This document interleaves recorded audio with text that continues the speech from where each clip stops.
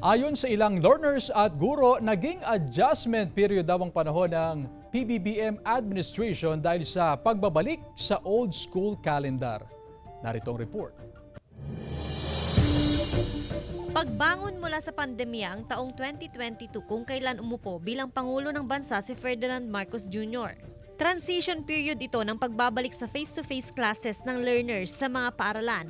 Isang malaking adjustment period para sa mga guro at maging sa learners. Comprehension ng mga bata, ma'am. Kasi di ba sa kanila usually ang inaasahan natin is matutulungan sila ng mga magulang. Pero itong mga magulang naman, ma'am, wala sila sa bahay dahil naghahanap buhay din sila. Naranasan din ang matinding hamon sa pagbabalik ng in-person classes dahil sa matinding init ng panahon, kaya nagpatupad ng modular distance learning.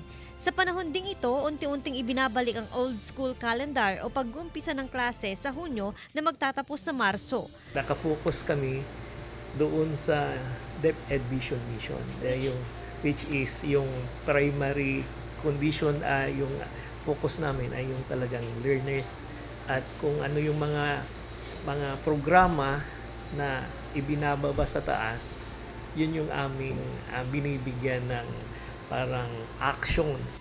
Bukod sa sektor ng edukasyon, nais ding marinig ng ilang Pangasinense mula sa nalalapit na sona ng Pangulo ang usapin sa ekonomiya at iba pang programa nito, katulad ng pensyon para sa lahat ng senior citizen at hindi lang sa mga mahihirap.